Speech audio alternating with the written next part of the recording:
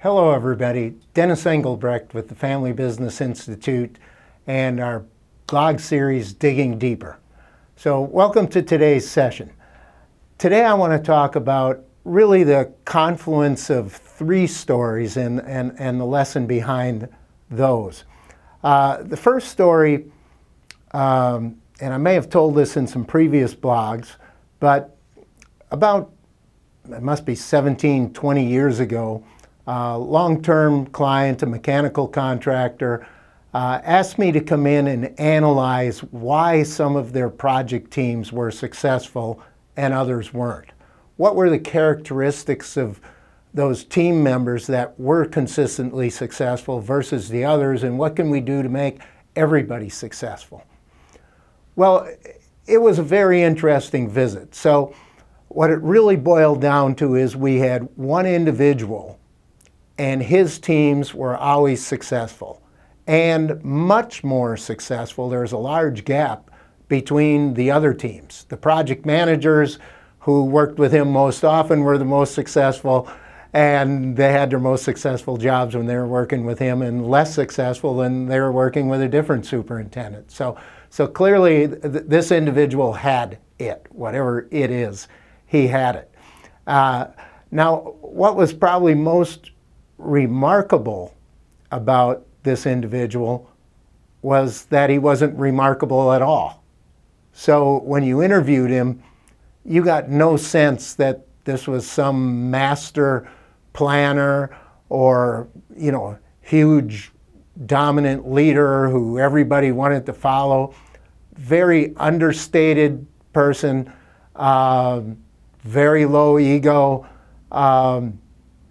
certainly seemed wise, planful, had a lot of good traits, but nothing that really pointed to why they would be getting the results others weren't getting. Now, when we interviewed the folks around him and the folks who worked with him, we did hear some of those characteristics or I guess some of the behaviors that would lead to that. I was really struck by one particular project manager who said, well, when I'm on their job, oh yeah, I get my buyout done, I get my submittals in, I make sure all my purchases are exactly correct and everything's on time because I wouldn't want to disappoint him. Just think about it. I wouldn't want to disappoint them. And I really heard similar things from everybody, which was, again, the unremarkable personality traits of the individual ended up with some remarkable results. So now about 2 months ago, story number 2, I'm presenting to a group of superintendents and project managers from a local company, about 20 folks in the room, and I'm telling this story about this unremarkable person, and one of the people I'm with starts drilling into me about his personality traits, and I was having trouble getting what he was asking about, but finally I kind of connected and I realized what he was asking me about was ego. He said, it sounds like this person didn't have that self-serving attitude and ego that some people on job sites have. And I thought about that for a second. I said, you're 100% right. They did not have that. And thus the response he got from everybody he worked with was really quite good. So now let's jump to story number 3.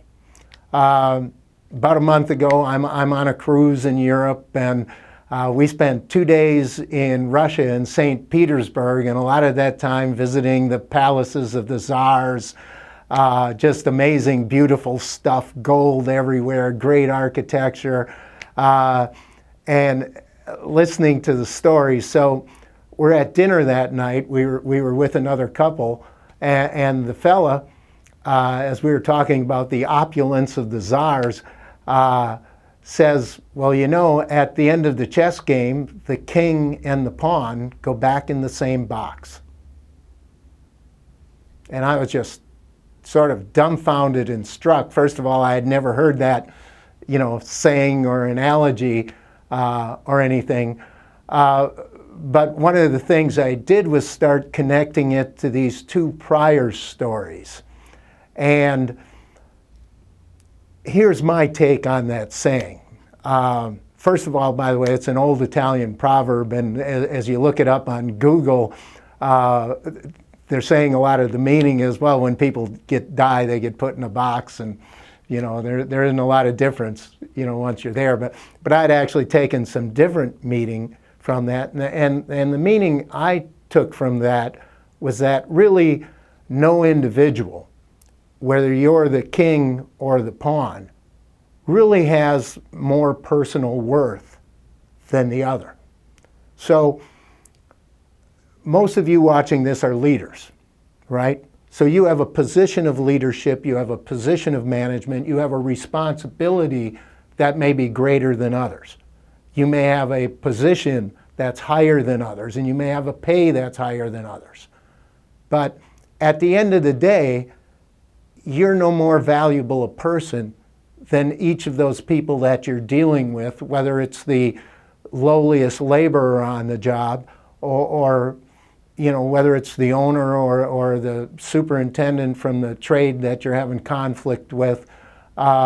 Really, at the end of the day, we all have hopes and dreams, and we all have flaws, and we have issues. And when we go home at night, the value our families, our grandparents, our children put on us is really all the same, right? We all have the same value. But in that chess game, being a chess player as a youngster, they actually had a value system. So a pawn was worth 1 point and a queen was worth 10 points. Of course, the king was infinite because if you capture the king, the thing's over. So you never exchange your king. But to exchange your queen, it would have to be for 10 pawns, so to speak, to make that a good trade as you're doing that. But really back to life here, we all have the same value. And now as I track back to that individual we were talking to and the way that people responded to, I was able to think about that and apply that to that individual. This understated, unremarkable individual treated everybody with respect. All right. He communicated well. He was probably an introvert. He was very soft-spoken again, but he treated everybody with respect. He supported, his laborers. He treated the customer with respect, and if there were conflicts, he carried those through with respect. And he did his job very, very well. So he wasn't going to let you down, so you didn't want to let him down. He treated you with respect, so you treated him with respect.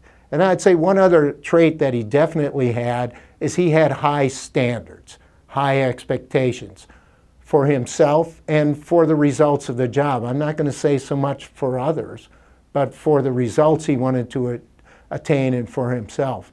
So what happened with this individual, I think is remarkable, because by him treating other people well, doing his job well, and having high standards and high expectations, got amazing results and had other people reacting off of him and doing a better job than they did with and for others.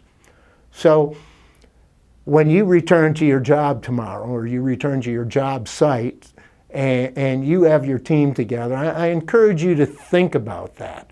How are you, especially in these stressful construction times, how can you get consistent, great results?